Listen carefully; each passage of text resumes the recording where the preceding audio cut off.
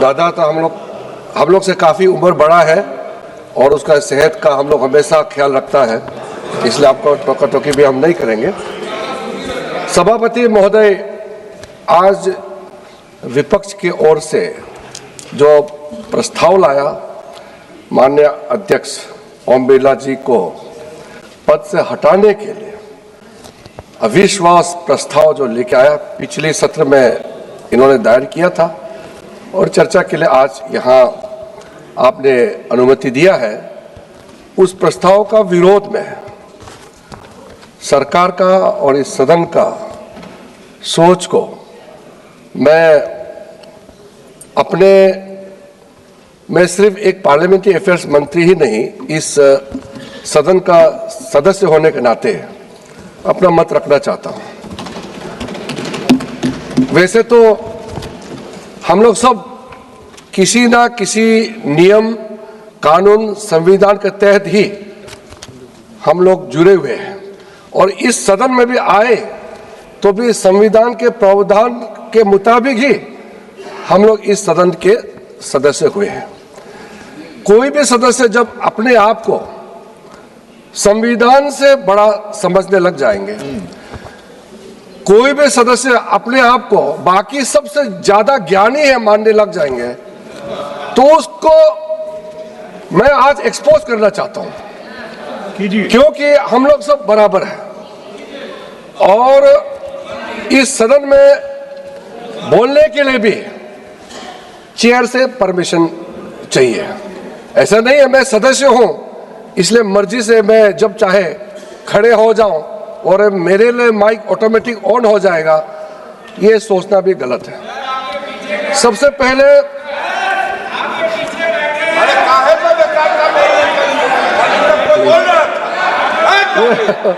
ये इन्होंने resolution move किया, अपने रेजुलेशन भी नहीं बोल पाए, किसी और के नाम में दिए, अब मैं खड़ा हो रहे। इतना बड़ा मौका था, रेजुलेशन आपके नाम में ड्राफ्ट हुआ, फिर भी नहीं बोल पाए। सर, संविधान के अनुच्छेद 94C के तहत और इस सदन के rules of procedure and conduct of business का रूल 200 और 203 के प्रावधान के मुताबिक आज हम लोग इस प्रस्ताव पे चर्चा कर रहे हैं। मैं वैसे तो आपके कई मुद्दे हैं, मैं उसको एक एक करके मैं उसका जवाब भी देना चाहता हूं। मेरा प्रारंभिक अनुरोध रहेगा, शुरू में ही मैं अनुरोध करना चाहूंगा कि कांग्रेस की ओर से जब गौरव जी बोले तो विषय से हट करके कई विषय पे उन्होंने चर्चा की है। क्योंकि उन्होंने मुद्दे रखे हैं तो मुझे उसका भी जवाब देना पड़ेगा। अगर वो मुद्दे नहीं रखते तो मैं लोकसभा स्पीकर का खिलाफ जो अविश्वास प्रस्ताव रखा था उसी तक ही सीमित रखने का विचार से मैं सदन में आए थे, लेकिन उन्होंने उससे कई आगे जाकर के अपने बात को रखा है। लेकिन शुरू में उन्होंने मेरे ऊपर में एक टिप्पणी कर दिया और गौरव गोगोई उम्र में छोटे हैं, मेरे छोटे भाई समान हैं और अब 3 बार इस सदन का सदस्य हो गए हैं, लेकिन उसका गलती नहीं है क्योंकि ये जब इस सदन में आए थे तब ये विपक्ष में चले गए, तो उन्होंने अपने कांग्रेस पार्टी का पार्लियामेंट्री अफेयर्स का रोल्स परफॉर्मेंस को कभी देखा नहीं है, तो ये इसका गलती नहीं है। और ये जब सदन में आए 2014 में, उससे 20 साल पहले मैं चुनाव का मैदान में उतर चुका था और 10 साल पहले मैं इस सदन का सदस्य हो चुका था, इसलिए वो उसमें सदस्य नहीं थे तो मैं ब्लेम नहीं करता हूं। लेकिन मैं इतना जरूर कहना चाहता हूं कि पार्लियामेंट्री अफेयर्स मंत्री बहुत समय लोगों को ऐसा लगेगा कि ये रूलिंग पार्टी के लिए सिर्फ बोलते हैं। मैं सूचना देता हूं सदन में या कोई बात रखता हूं तो कभी कभी सदन का बिहाफ से रखता हूं। मैं ज्यादातर जो पेपर ले करता हूं बिजनेस एडवाइजरी कमेटी, वो भी पूरे सर्वदलीय पार्टी का बैठक का ही कागज को रखता हूं। मैटर तो अलग अलग मंत्री रखते हैं, तो पार्लियामेंट्री अफेयर्स मंत्री सिर्फ रूलिंग पार्टी का नहीं होते हैं, वो सबका बिहाफ में होते हैं। फिर भी उन्होंने कहा कि इतिहास में सबसे ज्यादा बोलने वाला पार्लियामेंट्री अफेयर्स मंत्री है बोलता है। इसलिए एक बार रिकॉर्ड जाके देख लो, कांग्रेस पार्टी का 60 साल का इतिहास, और हमारे भी कई हमारे बड़े नेता जो आज इस दुनिया में नहीं है पार्लियामेंट्री अफेयर्स मंत्री रहे हैं, प्रमोद महाजन जी, सुषमा स्वराज जी, वेंकैया जी हमारे उपराष्ट्रपति भी रहे हैं, मदन लाल खुराना जी। इसलिए पार्लियामेंट्री अफेयर्स मंत्री के ऊपर में टिप्पणी करने से पहले आपका अपना कांग्रेस के जमाने का भी आप लोग को थोड़ा सा ध्यान रखना चाहिए। सभापति महोदय, जो हमको जो अथॉरिटी दिया है आज ये मुद्दे लेकर के आने के लिए, उसमें थोड़ा सा हम बिंदु में जाना चाहते हैं। संविधान 118 में स्पीकर को क्या अथॉरिटी दिया गया है? स्पीकर इस सदन का जितना रूल्स ऑफ प्रोसीड्योर और कंडक्ट ऑफ बिजनेस जो भी इस सदन में चलते हैं उसका फाइनल अथॉरिटी लोकसभा अध्यक्ष ही होते हैं। इसका अब लीगल कॉन्टेक्स्ट में देखा जाएगा, आर्टिकल 122 अनुच्छेद 122 भारत के संविधान में देखा जाएगा तो स्पीकर का कोई भी निर्णय को किसी भी अदालत में भी चैलेंज नहीं कर सकता है। सुप्रीम कोर्ट का एक रूलिंग आया था सिर्फ शेड्यूल 10, जब डिस्क्वालिफिकेशन का सवाल आता है मेंबर्स का, सिर्फ उसी मुद्दे पर स्पीकर का डिसीजन को कोर्ट में रिव्यू कर सकता है, अन्यथा लोकसभा स्पीकर का डिसीजन वो फाइनल होता है। इसमें मैं बहुत ज्यादा और उस उल्लेख नहीं करना चाहता हूं, लेकिन कुछ चीजें होते हैं जो स्पीकर और सदन में कभी कभी मैंने देखा है स्पीकर के ऊपर में ऐसे टिप्पणी कर देते हैं, कभी रिकॉर्ड में आ जाते हैं, कभी रिकॉर्ड में नहीं आते हैं। स्पीकर निष्पक्ष होते हैं, ये भी सब जानते हैं, लेकिन स्पीकर किसी एक दल से आते हैं, खास करके रूलिंग पार्टी से आते हैं, ये भी सब जानते हैं। हम लोग वेस्टमिंस्टर मॉडल को काफी फॉलो करते हैं। वेस्टमिंस्टर में once a speaker is always a speaker. Speaker पद में चुनाव होने के बाद वो हर पार्टी का कोई भी सदस्यता या कोई भी कनेक्शन बिल्कुल वो नाता तोड़ देता है जीवन काल के लिए। हमारे यहाँ में संविधान निर्माताओं ने सोचा कि भारत का जो हमारा व्यवस्था है थोड़ा सा हटके होना चाहिए। हमारे डॉक्टर बाबा साहब अंबेडकर हो, पंडित जवाहरलाल नेहरू, सरदार पटेल जी, जितने भी संविधान सभा में रहे हैं, डॉक्टर राजेंद्र प्रसाद जी, BN राव, के मुंशी, कृष्ण स्वामी अयंगर जी, मोहम्मद सादुल्ला जी, TT कृष्णाचारी जी, इन लोगों ने मिलकर ये सोचा कि भारत में स्पीकर किसी पार्टी का सदस्यता को रिजाइन करने का जरूरत नहीं है, क्योंकि उसको फिर से चुन के आने का मौका देना चाहिए। और जब स्पीकर चुनाव में जाता है तो किसी ना किसी पार्टी से तो उसको लड़ना होता है। इसलिए उस समय निर्णय किया गया है कि भारत में लोकसभा का स्पीकर जो होगा वो चुनने के बाद भी किसी पार्टी का सदस्यता से वो औपचारिक खत्म नहीं कर सकता है और चुनाव में वो पार्टी का टिकट लेकर के फिर से लड़ सकता है। ये एक बेसिक अंतर है। 2005 में उस समय के लोकसभा स्पीकर सोमनाथ चटर्जी ने मुझे भी मौका दिया कॉमनवेल्थ पार्लियामेंट्री फोरम का कॉन्फ्रेंस में, तब मैंने यूके में इस बात को कहा कि हमारा व्यवस्था स्पीकर को लेकर के अलग है, आपका व्यवस्था अलग है।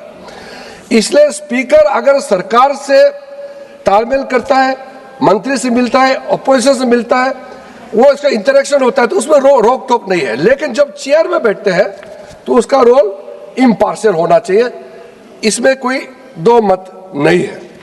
लेकिन जब संविधान को आप देखेंगे और इस सदन का रूल्स को आप देखेंगे तो स्पीकर का कोई भी निर्णय को आज तक किसी ने चैलेंज नहीं किया है। तो उस दिन मुझे दुख इस बात का लगा, जो नेता प्रतिपक्ष यहाँ खड़े होकर के, ये रिकॉर्ड का प्रोसीडिंग में है, आप लोग देख लीजिए, उन्होंने कहा कि मुझे इस सदन में बोलने के लिए किसी से परमिशन नहीं चाहिए। ये रिकॉर्ड में है। और ये मेरा अधिकार है इस सदन में बोलने का। हमारा नेता प्रतिपक्ष का अभी पिछले फर्स्ट पार्ट का ही ये मैं बात बोल रहा हूं, उन्होंने कहा इस सदन में बोलने का मेरा अधिकार है, मुझे परमिशन नहीं चाहिए।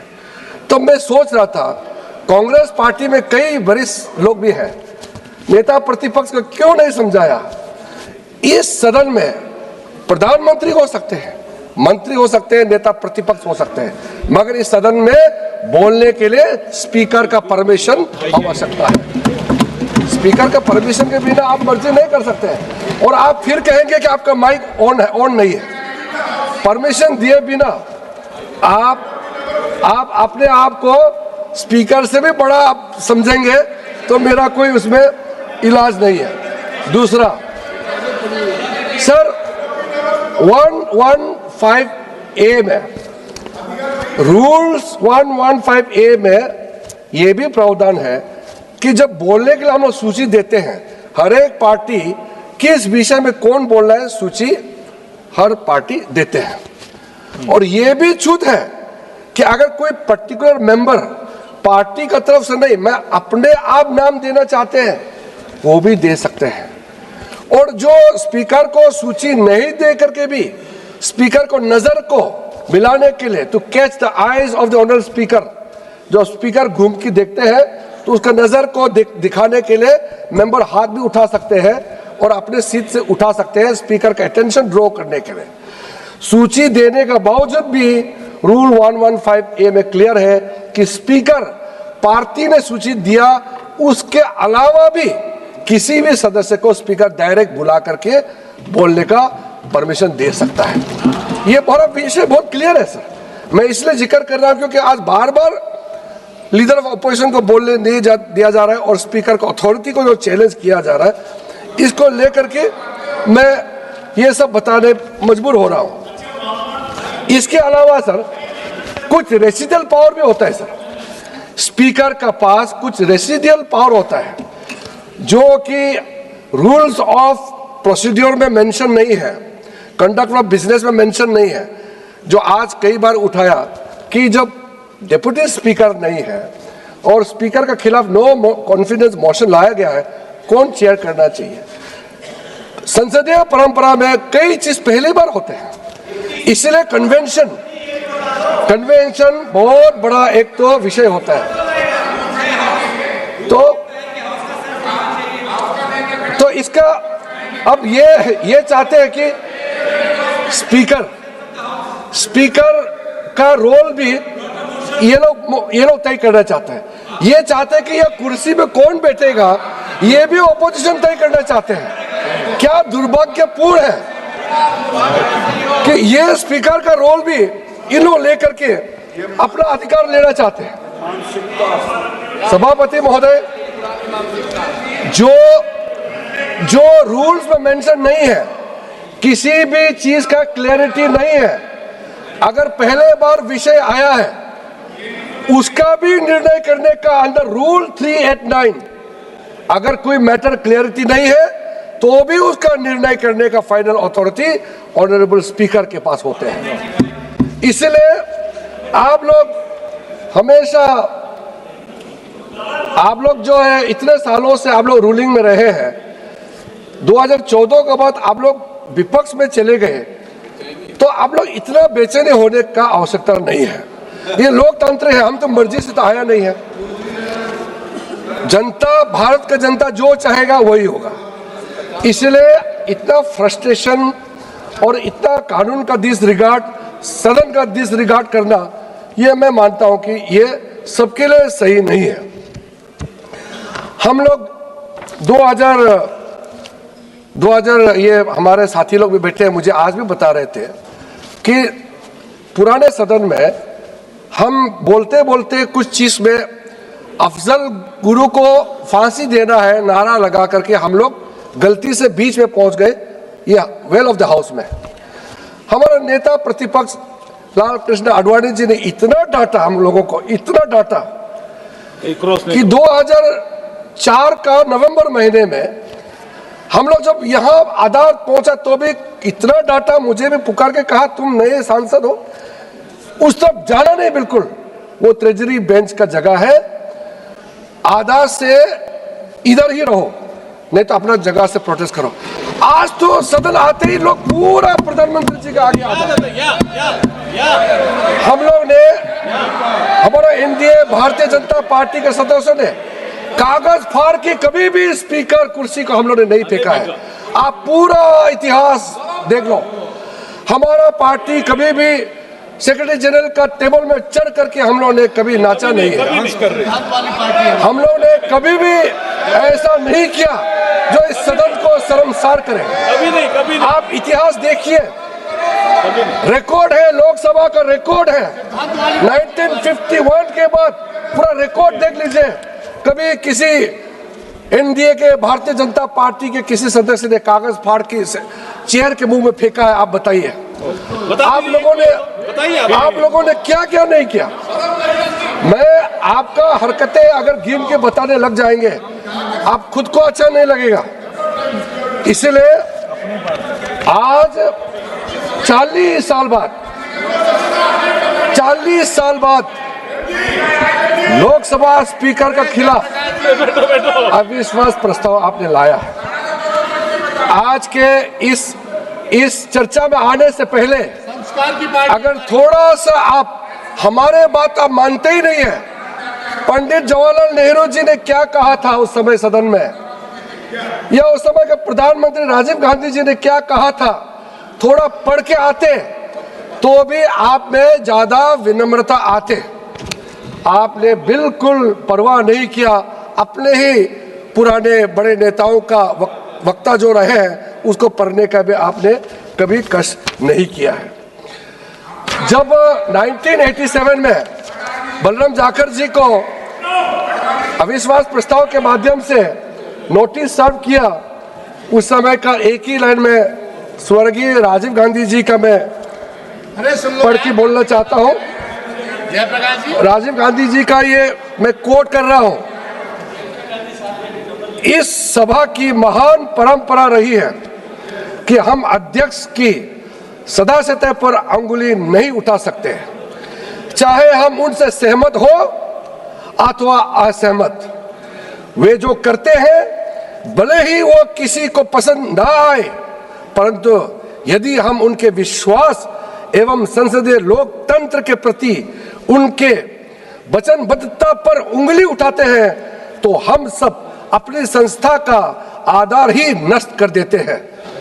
ये स्वर्गीय राजीव गांधी जी का स्पीच का हिस्सा है। आज यहाँ यही किया जा रहा है, यही किया जा रहा है। राजीव गांधी जी ने कहा और मैं भी कह रहा हूं, यही आप लोग आज यहाँ किया जा रहा है। जब 1954 में जब जीवी मावलंकर जी का खिलाफ में अविश्वास प्रस्ताव लाया गया, उस समय पंडित जवाहरलाल नेहरू का जो ओपनिंग रिमार्क्स है मैं उसको पढ़ना चाहता हूं। What first prime minister Pandit Jawaharlal Nehru had remarked, I quote, I would beg honorable members sitting opposite, those who have signed it and those in duty bound have supported it, to read that thing which they have signed it. It is a vicious thing they have signed. I doubt whether the persons have read it before they have signed it. If they have read it, they would have hesitated 100 times before they signed that document. And Pandit Jawaharlal Nehru further says, at any time, and yet seeing the manner in which this has been brought forward and the wording used here, I say it is a gross abuse of one's intelligence, and to ask anybody in this house to support this is to consider that man utterly lacking in intelligence. उसके बाद पंडित जवाहरलाल नेहरू जी का बहुत ही अच्छा portion है, मैं उसको भी बताना चाहता हूँ। ये कोई पंडित जवाहरलाल नेहरू जी का मैं हिंदी वर्जन वाला आपको बोल के सुनाता हूँ। आप अच्छा ही नहीं सुन रहे हो। अब तो सुन लो। ये हमारा साथी रहे हैं, मैं सोचा कि ये थोड़ा सीनियर है, राहुल गांधी जी और सबको समझाएंगे, ये ही ऐसे हरकत करते हैं, क्या समझाएंगे दूसरे को। इससे तो अपेक्षा था कि ये थोड़ा वेल मैनर्ड बिहेवियर करेंगे। पंडित जवाहरलाल नेहरू जी कहते हैं, ये कोई दल का मामला नहीं है, इस कारण प्रत्येक व्यक्ति को दल का विचार छोड़कर इस पर विचार करना चाहिए। ये मामला इस सारी सभा का है। जवाहरलाल नेहरू जी कहते हैं, संसद के सम्मान का जहां तक संबंध है, यह विषय बड़ा गंभीर हो जाता है। अध्यक्ष के विषय में जो कुछ कहा गया और किया गया है, वो सब हम लोगों के ऊपर ही लौट आता है। जो अपने को इस सभा का मान्य सदस्य कहते हैं, इस प्रश्न के सभा के सम्मुख आते ही मुझे अत्यंत दुखी हुआ। मैं चाहता हूं कि सदस्यों को इसका पता लग जाए। हम अध्यक्ष को बहुत वर्षों से जानते हैं, काम करते देखते हैं, और संभव है हम में से कुछ लोगों की सम्मति उनके विषय में ठीक वैसे ही ना हो जैसे कि अन्य लोगों की हो। हुआ यो है कि हम में से कुछ लोगों ने, चाहे वे विरोधी दल के हो अथवा इस दल के, उनके निर्णय अथवा विनिश्चय को पसंद नहीं किया है। उनके विनिश्चय को से सम्मत ना होना एक चीज है, और जो कुछ हो चुका है उस पर नाराज भी हुआ जा सकता है। ऐसे चीज हो जाया करती है, किंतु ऐसे व्यक्ति के सद्भाव को चुनौती देना एक दूसरी चीज है। हम उनके सद्भाव को चुनौती देकर अपने देशवासियों और संसार के सम्मुख अपने आप को धोखा देते हैं कि हम तुच्छ व्यक्ति है, और यही चीज बड़ी गंभीर है। ये नेहरू जी ने कहा, और आगे कहता है, इसका निर्णय तो हमारे हाथ में है, क्योंकि हम दुनिया को और अपने देश को ये बता रहे हैं कि हम तुच्छ और जगरालू व्यक्ति हैं, और इसके परिणाम पर ध्यान दिए बगैर ओछेपन में अपने को फंसाना चाहते हैं। आप सोचिए, पंडित जवाहरलाल नेहरू जी ने कितना गंभीरता से इस बात को उस समय रखा था। कम से कम आप लोग उसको पढ़ के आते। आप उनका बातों का स्मरण नहीं कर रहे हो, स्मरण करिए, बताइए आप। सभापति महोदय, आज दुख इस बात का है कि इस रेजुलेशन पे जब हम लोग चर्चा कर रहे हैं तो प्रिसाइड करने के लिए ओम बिरला जी कुर्सी में नहीं बैठे हैं। मुझे मालूम है कई सदस्य ऐसे हैं, चाहे कांग्रेस के भी हो, चाहे बीच में बैठने वाला हो, कहीं ना कहीं मन से दुखी है। और मैं तो छोटे राजनीति नहीं करना चाहता हूं, लेकिन कम से कम 50 से ज्यादा सांसद विपक्षी दल के लोग मुझसे मिले हैं और कहा है कि हम ओम बिरला जी के खिलाफ अविश्वास प्रस्ताव में हम सहमत नहीं है, लेकिन हम राजनीति से मजबूर हैं। कांग्रेस ने जो जिद पकड़ा है, हम लोग मजबूरी से कर रहे हैं। मैं किसी का नाम लेकर के, मैं यहाँ किसी के राजनीति में कोई छवि को खराब करने के लिए मैं बिल्कुल प्रयास नहीं करूंगा, लेकिन जो सच्चाई है मैं गवाह हूं, और आप लोग भी एक दूसरे को बातचीत करके आपको भी पता लग जाएगा कि ये अविश्वास प्रस्ताव ओम बिरला जी का खिलाफ में ला करके आप लोगों ने कितना गलत काम किया है। जो आज चेयर से टिप्पणी की गई है कि इनका नोटिस ही डिफॉल्ट था, इनका नोटिस ही डिफॉल्ट था, फिर भी स्पीकर साहब ने खुद सारा करेक्शन करने दिया, इनके 3 मेंबर को बुलाया और उसको साइन करने दिया। आप सोचिए, उस महान व्यक्ति का खुद का खिलाफ अविश्वास प्रस्ताव ला रहे हैं और खुद करेक्शन करवा रहे हैं कि आपका गलत है, आपने सही नहीं किया है, नंबर ठीक नहीं है। सारा करेक्शन भी ओम बिरला जी ने सिखा कि सारा नोटिस को भी ठीक ठाक शुद्धिकरण करवा के आज हम लोग चर्चा कर रहे हैं। क्योंकि टेक्निकल ग्राउंड में क्यों इसको रिजेक्ट करना है? अगर अब बात निकल गई तो चल चर्चा करते हैं, बात तो क्लियर हो ही जाएगा जब सदन में हम लोग एक दूसरे का बात सुनेंगे।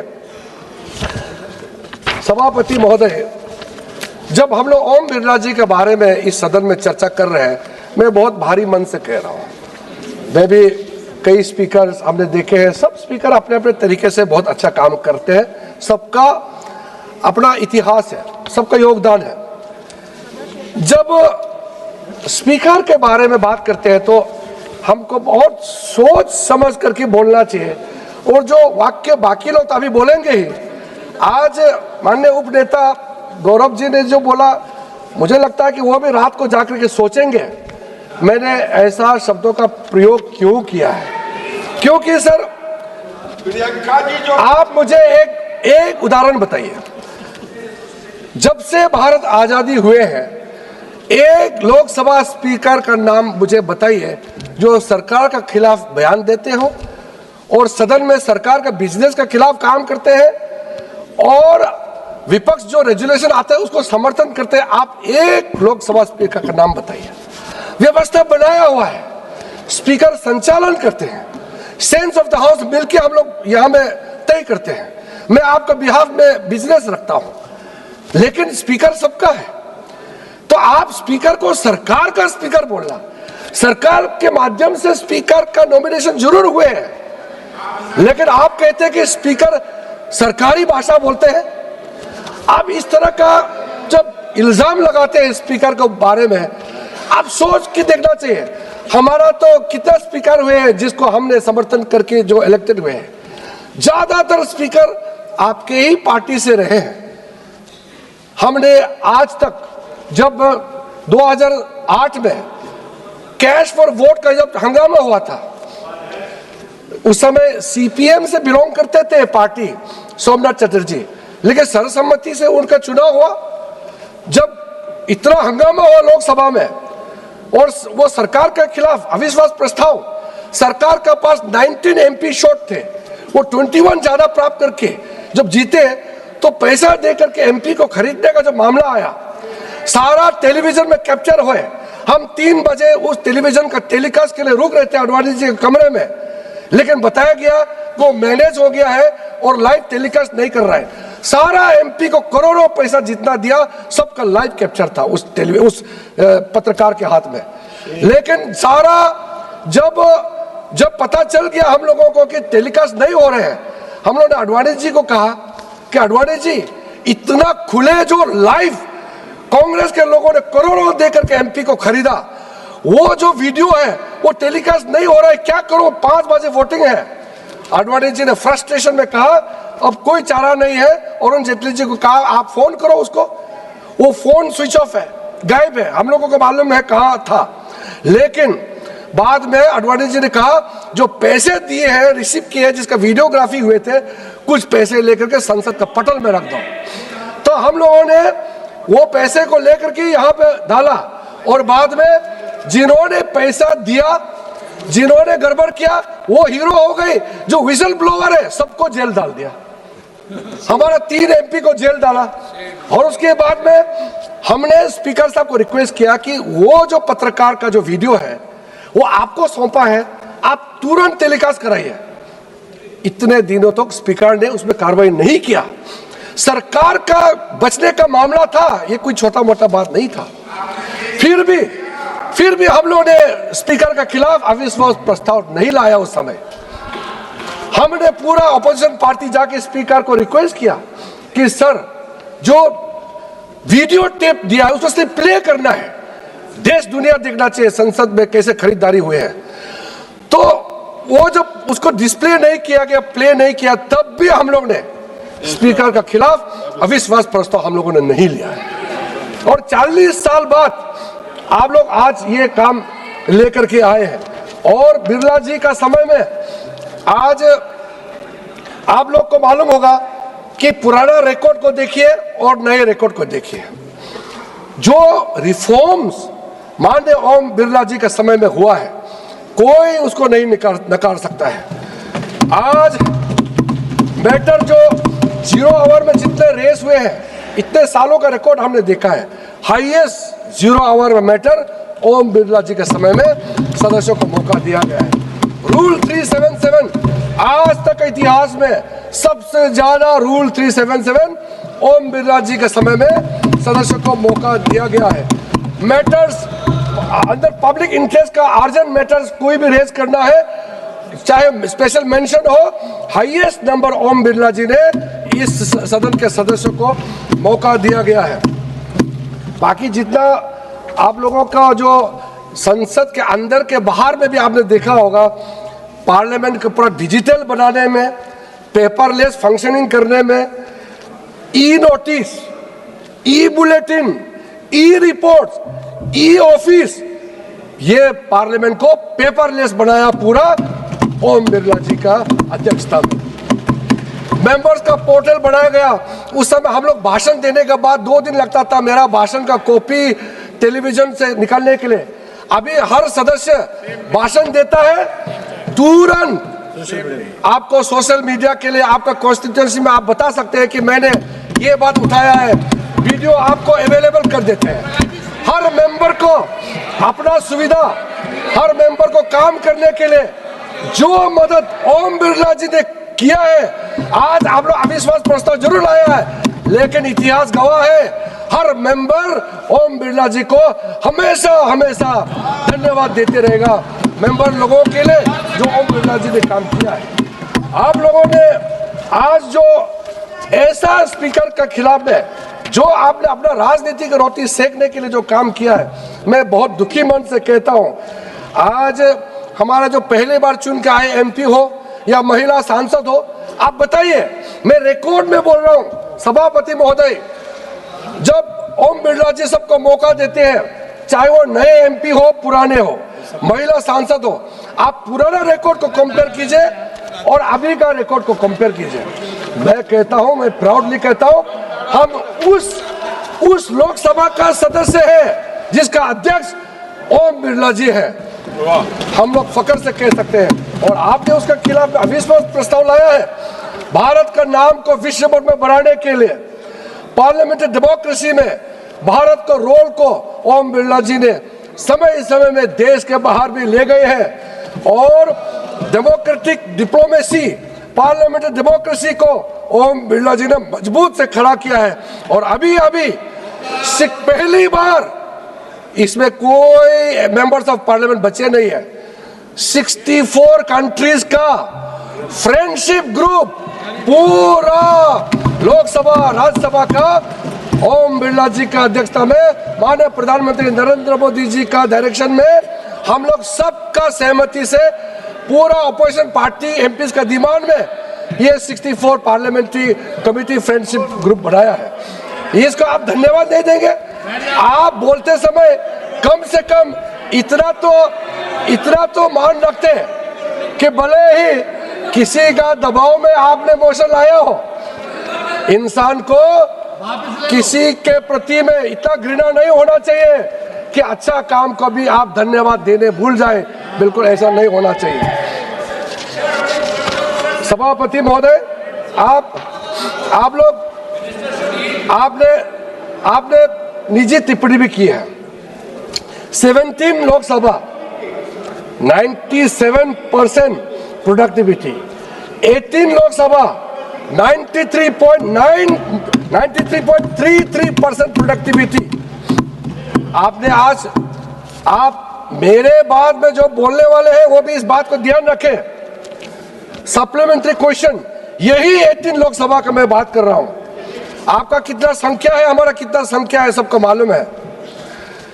एनडीए पार्टी को total supplementary question speaker Om Birla जी का नेतृत्व में टोटल दिया है अभी तक 321 सप्लीमेंट्री क्वेश्चन सरकार के एमपीज को दिए हैं, 321।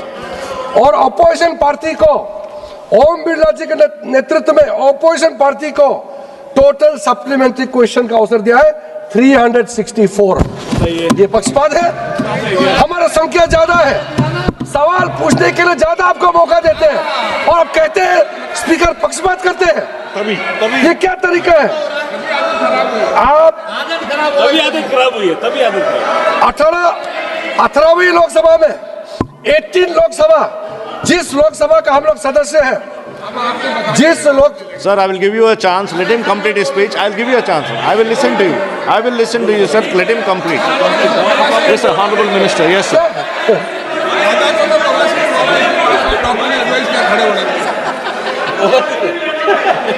सर ये कोई टाइम को 2A. Sir, 203, except with the permission of the speaker or the person presiding, a speech on the resolution shall not exceed 15 minutes in duration. Sir, he has already spoken for half an hour. How are you allowing? This is 203.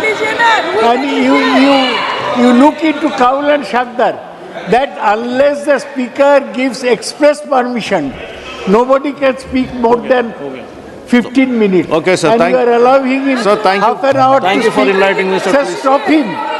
Sir, Sir, Honorable, ये actually Honorable Minister may continue to speak. मैं तो sir मैं तो क्या करें, मुझे दया आ रहा है, इतना सीनियर एमपी है, ये इसको मालूम होना चाहिए 1954 में ऑपोजिशन पार्टी ने पूरा दिन का डिमांड किया था डिस्कशन के लिए, जब जीवी मावलंकर जी के खिलाफ में रेजोल्यूशन लाया था, और पंडित जवाहरलाल नेहरू ने 1.5 आवर एलोकेट किया। बहुत तीखी बहस हुई कि कितना समय चर्चा के लिए देना चाहिए, तब फाइनली एग्री हुआ कि 2.5 आवर्स डिस्कस होना चाहिए।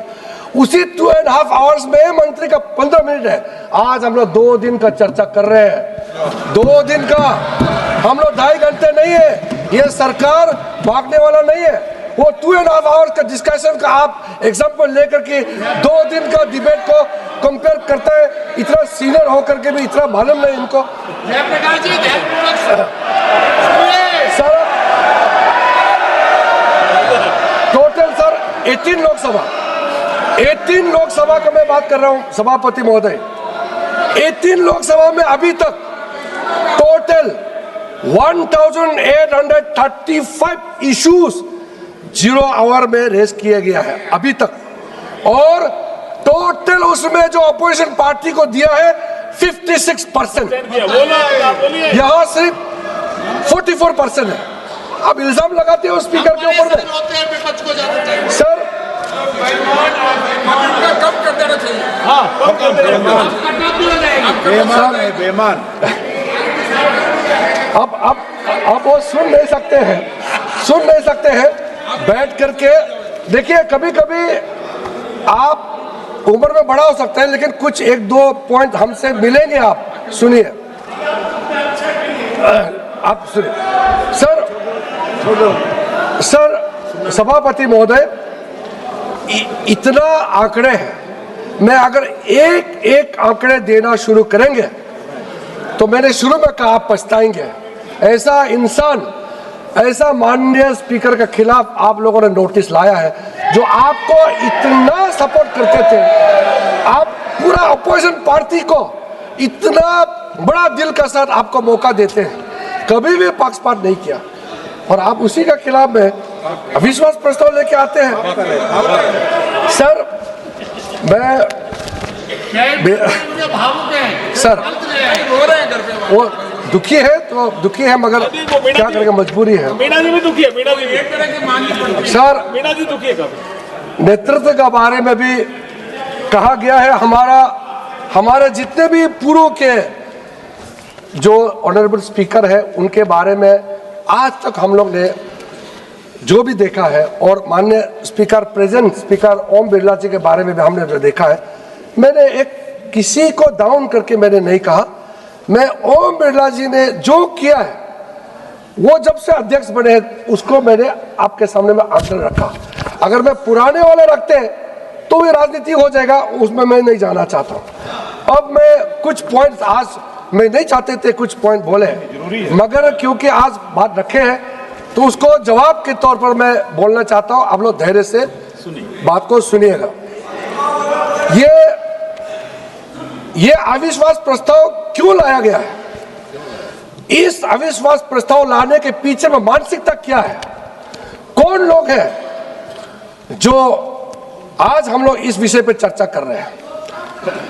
भारत के जुडिशरी हो, इलेक्शन कमीशन हो, कोई भी संस्था हो, इसको आप लोग ने अटैक किया है, उसको बात वो बाहर की बात है।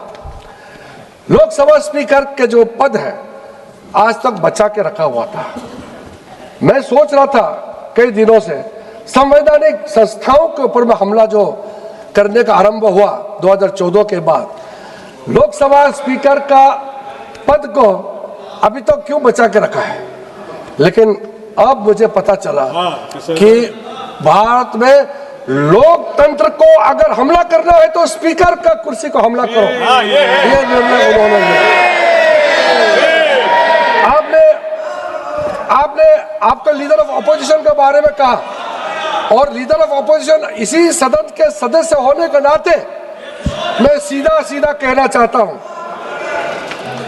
जब उस दिन नेता प्रतिपक्ष भाषण दे रहे थे, कहां से यह बात शुरू हुआ?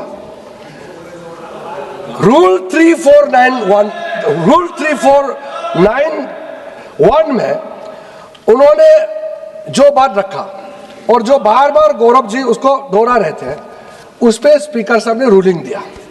और मैंने शुरू में कहा आर्टिकल 118 में भी जो लिखा है कि स्पीकर का डिसीजन आप भले मंजूर हो ना हो, एग्री हो ना हो, फाइनल होते हैं।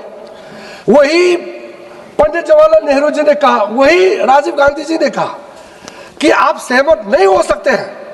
लोकतंत्र में एक दूसरे के प्रति हम लोग तो लड़ते रहते हैं, लेकिन दुश्मन तो है ही नहीं है। ओपिनियन ऑफ डिफरेंसेस होते हैं, मत अलग अलग होते हैं। तो आपका बात को अगर स्पीकर नहीं माने तो क्या आप स्पीकर के ऊपर चढ़ जाएंगे क्या?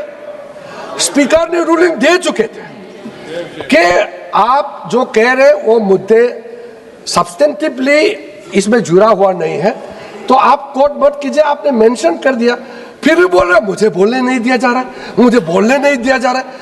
स्पीकर ने कहा कि रूलिंग हो चुके हैं। हमने भी 2 बार उठ के कहा कि स्पीकर का रूलिंग है वो फाइनल है। स्पीकर हो गया, स्पीकर का रूलिंग फाइनल है। रिकॉर्ड में फिर भी बार बार उठ के कह रहे। Let him complete. Let him उसके बाद सर, उसके बाद Let him complete. इन लोगों ने पहला आरोप लगाया, पहले आरोप लगाया Sir, let him कि complete. इनका लीडर ऑफ ऑपोजिशन को बोलने नहीं दिया जाता है। No, he's not. Sir, No, please listen, madam. He merely mentioned that the ruling was already given. No, there is no rule of सभापति there is no rule महोदय, of order here. Please. वो सच्चाई सुन नहीं पा रहे हैं, मजबूरी है, रेजोल्यूशन लेके आया, सच्चाई सुन नहीं पा रहे। सच्चाई सुनिए। सभापति महोदय ये कह रहे हैं कि इनका नेता प्रतिपक्ष को बोलने नहीं देते हैं, ये कह रहे हैं। मैं कहता हूं, मैं आप बताता हूं सही बात क्या है, मैं अब सही बात बताता हूं। सुन लीजिए।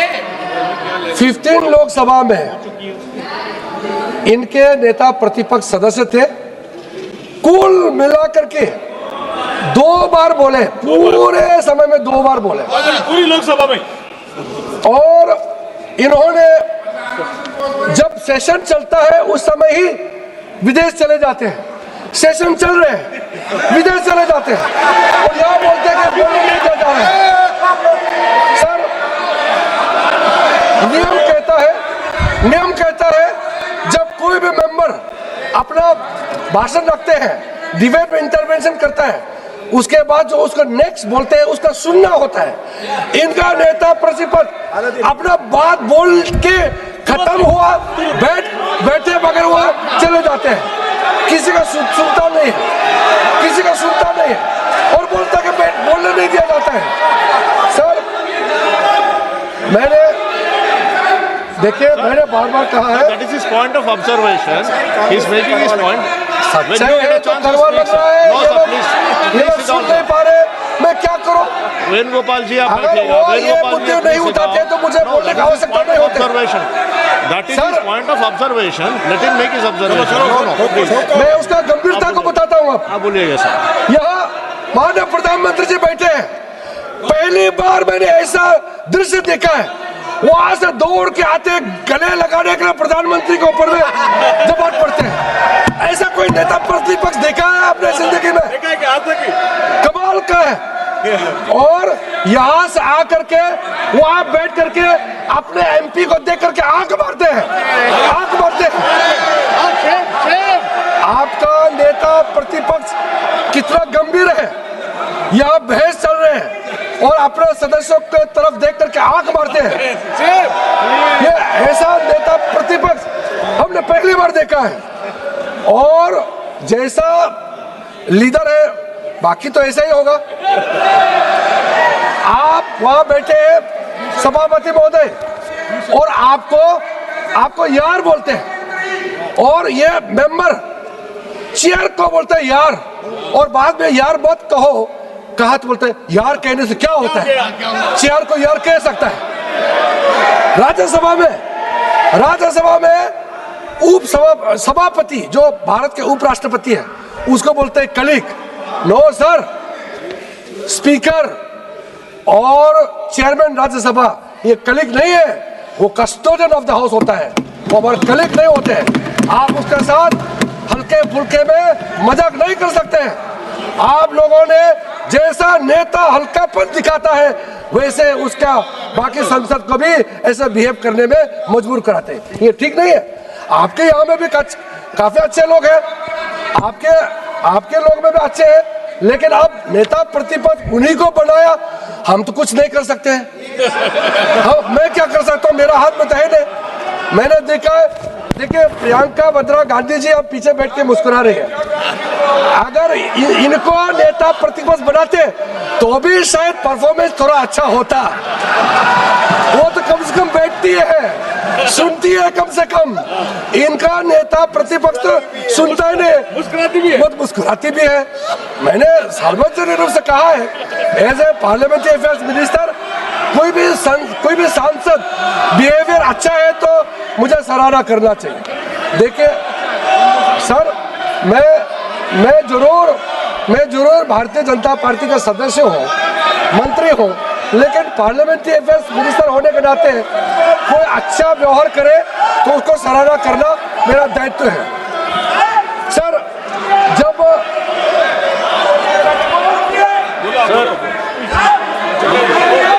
आप बैठिएगा, नाम लिए हैं, मैं मौका दूंगा उनको बोलने के। आप बैठिएगा, नाम लिए हैं आप, बाद में मौका मिलेगा, आपको मौका मिल, मैं मौका दूंगा। सर मैडम आपका नाम लिए हैं, मैं आपको मौका दूंगा। अरे मैंने तारीफ किया है। आप बैठिएगा प्लीज। तारीफ करना भी गुनाह है क्या? मैं तो तारीफ किया है। अरे कांग्रेस वालों को क्या हो गया है, अच्छा बात बोलने से भी दुखी और कठोर बात बोलने से भी वैसे ही दुखी है। देखिए कुछ बातें ऐसे होते हैं, आप सुन लिया करो, क्योंकि मैं सच्चाई से बाहर जाकर नहीं बोल रहा हूँ। मैं दिल से बोलता हूँ मगर सच्चाई बात बोलता हूँ। कोई अगर बहुत बिगड़ जाए उसका सुधरने का क्या तरीका है? जो बच्चे बहुत बिगड़ जाते हैं वो माँ बाप ही समझाएंगे ना। अब यहाँ स्पीकर जो है हमारा माँ बाप है इस सदन में, या कोई इनडिसिप्लिन एमपी बार बार रूल तोड़ता है तो स्पीकर थोड़ा डांट लगाता है तो भी उसका इतना नाराज होकर के इशू बनाते हैं। स्पीकर का जो निर्णय होता है सर्वसम्मति से हम लोग उसको मानना होता है। लेकिन सर इसके अलावा, क्योंकि मैंने जैसे भी कहा कि हमारा तो संस्कृति क्या है, हमारा नेता परिवार, हमारा बाप दादाओं ने जो कहा है वही हम सीखेंगे। हमारा जो सीनियर लीडर्स ने जो सिखाया है हम उससे इधर उधर कभी भी नहीं हटेंगे।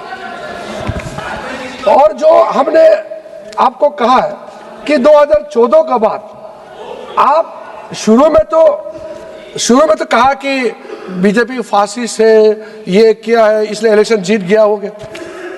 2019 के बाद फिर हार गए। वो चौकीदार चोर क्या पब्लिक ने आपको पनिशमेंट दिया तो ये सोचने लगा अब क्या करें। कई मुद्दे हैं लेकिन मैं अंत में इसमें आ रहा हूं। तब इन्होंने सोचा कि जब चुनाव जीत नहीं सकते हैं, लोगों का भरोसा प्राप्त नहीं कर सकते हैं, तो अब प्रक्रिया, संविधान, सिस्टम हमारे लोकतंत्र को ही हमला करना है, ये निर्णय करके आज लोकसभा स्पीकर के खिलाफ इन लोगों ने अविश्वास प्रस्ताव लाया। इन्होंने किसको छोड़ा है? आर्मी, मैं जिस प्रदेश से आता हूं, ये उनके नेता प्रतिपक्ष सार्वजनिक रूप से कहते हैं कि इंडियन आर्मी लोग को चाइनीज लोगों ने ठीक से पिटाई कर दिया है अरुणाचल प्रदेश में। कोई देश का गंभीर नेता ऐसे बात कर सकते हैं? सरकार ज्यादातर आपने चलाया है, कभी ऐसा वक्त कोई और दे सकते हैं क्या? मैं तो, मेरा कल्पना से परे है, कैसे बोल सकते हैं आप? और बाहर जाकर के अमेरिका में, जर्मनी में जाके बोलते हैं भारत में लोकतंत्र खतरे में है, आप लोग इंटरवीन करो, बाहर का देश के लोग भारत में आओ और भारत को ठीक करो। हमारा लोकतंत्र को बचाने के लिए क्या विदेशी ताकत चाहिए क्या हमको? क्या बात करते हैं? सोचिए, आपका नेता का कारनामा मैं आपको सुना रहा हूं। ऐसा हो सकता है क्या? हमने कल्पना भी नहीं किया। और आपके लोगों ने, आपके नेता प्रतिपक्ष ने आर्मी का वहां जाकर के और आर्मी के जवानों को जाकर के बोलता है तुम्हारा सारा अधिकार तो आर्मी ऑफिसर ले जाता है, जवानों को क्या मिलता है? सर, कितना खतरनाक बात है। किसी भी फोर्स का, किसी भी देश, किसी भी संगठन का नेतृत्व होता है, नेतृत्व कमांडिंग होना पड़ता है। और हमारा सेनाओं में जो कमांडिंग ऑफिसर होता है, उसका जो शब्द होता है सर्वमान्य, सारा उसका पूरा फोर्स मानते हैं। और जाके वो फौजियों को बोलते हैं तुम्हारा कमांडर एंजॉय करते हैं और तुम लोग मरे हुए हैं सेनाओं में फूट डालने के लिए। इसका नेता प्रतिपक्ष ऐसे बात करते हैं। सर, 2017 में जब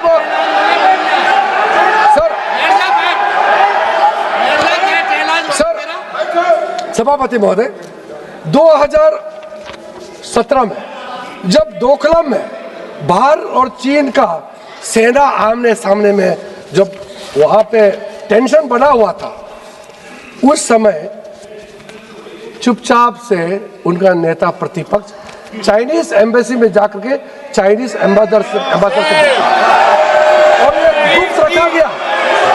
गुप्त रखा गया, और बाद में चाइनीज एम्बेसी के वेबसाइट में पब्लिश हुआ। तब जाकर के उन्होंने कहा हम तो जानकारी प्राप्त करने के लिए गए थे चाइनीज एम्बेसी से, इंफॉर्मेशन, यानी कि वो हमारा आर्मी, हमारा सरकार को भरोसा नहीं है, चाइनीज एम्बेसी से इंफॉर्मेशन लेना है इनको, वहां से जानकारी लेना है इनको। आप सोचे, इसके लिए माफी मांगना तो छोड़िए, आज तक इन्होंने अफसोस प्रकट भी नहीं किया है। सर, आज कह रहे थे कि प्रधानमंत्री जी को ये लोग नीचा दिखाने का कोशिश करते हैं। 2013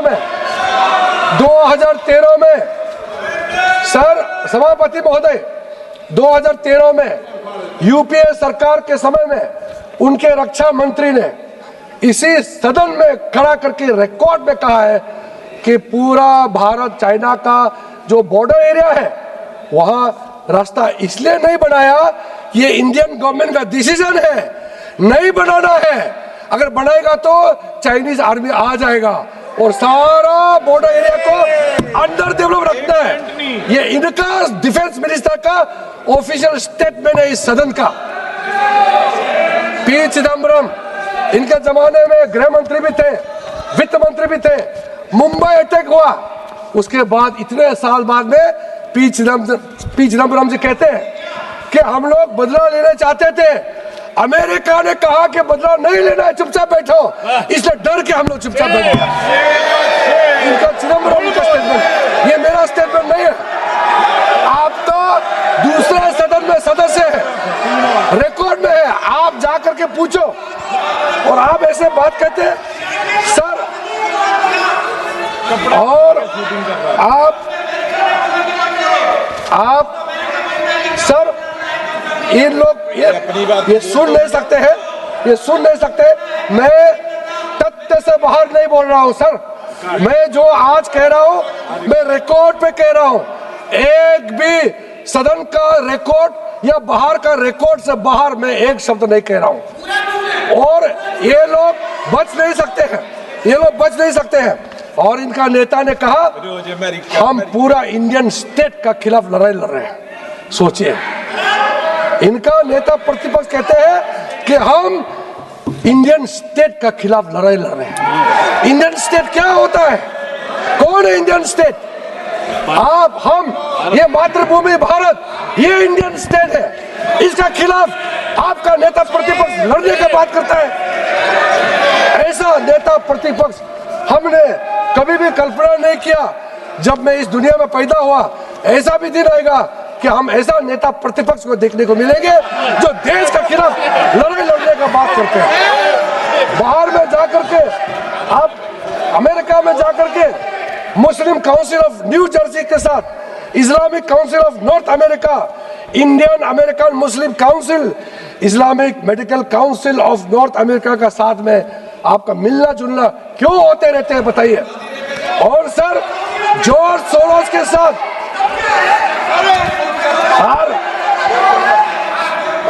सर सभापति महोदय, सुनिए, आप सुनिए। सऊदी अरब तो हम भी गए हैं। हमने सऊदी अरब इसलिए गए कि हमारा हिंदुस्तानी मुसलमानों का हज यात्रा अच्छा हो, ये हम बात करने के लिए सऊदी अरब गए। हम लोग वहाँ किसी भारत विरोधी लोगों से गुपचुप मिलने के लिए हम लोग नहीं जाते हैं। हम लोग बहुत साफ है। मैं उस पार्टी से आता हूँ जो राष्ट्रवाद को अपना जिंदगी का मूल हिस्सा बना के चलते हैं। हम लोग ये कर नहीं सकते हैं। आप हमारा नेता को ऊपर में उंगली उठाते हैं। मैं कहना चाहता हूँ, हमारे प्रधानमंत्री नरेंद्र मोदी जी के ऊपर में आप कीचड़ उछालने का कोशिश करते हैं। मैं कहना चाहता हूँ, हमारे नेता को आप कभी भी आप गिरा नहीं सकते हैं। हमारा नेता को आप कभी गिरा नहीं सकते हैं, क्योंकि नरेंद्र मोदी जी का सोच, नरेंद्र मोदी जी का इस देश का प्रति समर्पण उतना पवित्र है जितना कमल फूल पवित्र है। आप दाग नहीं लगा सकते हैं। ये लोग 14 से दाग लगाने के लिए कोशिश करते हैं। जो मोदी जी के नेतृत्व में जो हासिल किया है उसको ऊपर में सवाल उठा करके आप कमजोरी दिखाना चाहते हैं। देश के लोग आपको कमजोर बना देंगे। नरेंद्र मोदी जी को कमजोर कोई नहीं कर सकता है। इस देश में, दुनिया में सबने देखा है हमारा नेता कितना बड़ा दिल के साथ, कितने सोच विचार दूरदृष्टि के साथ देश का काम बहुत अच्छी तरीके से संचालन कर रहे हैं। मैं सर, अंत में मुझे तो बार बार वो सुन के ये लोग परेशान हो गए, सुन नहीं पा रहे, झेल नहीं पा रहे। तो मैं 2 लाइन कहना चाहता हूँ। कहना तो उनको चाहिए था, ये जो मैं कह रहा हूँ, जो मैं पढ़ रहा हूँ, वो उनको कहना चाहिए था जो कांग्रेस वाले हैं, लेकिन मैं उनके बिहाफ में, उनके नेतृत्व के लिए मैं ही कह देता हूँ। कह दो सर, मुश्तर खैराबादी का ये लाइन है। मुश्तर खैराबादी का ये बहुत प्रसिद्ध लाइन है, जो मुगल का आखिरी रूलर, मुगल का जो लास्ट रूलर है बहादुर शाह जफर के बारे में, उस संदर्भ में कहा गया है, ना किसी की आंख का नूर है, ना किसी के दिल का करार है, जो किसी के काम ना आ सके मैं वो एक मुश्त गुबार हूँ। ना तो मैं किसी का हबीब हूँ, ना तो मैं किसी का रकीब हूँ। जो बिगड़ गया वो नसीब हूँ, जो उजड़ गया वो दयार हूँ। ये आपका नेता का प्रति मैं ये कह करके आपको बहुत बहुत धन्यवाद सभापति महोदय।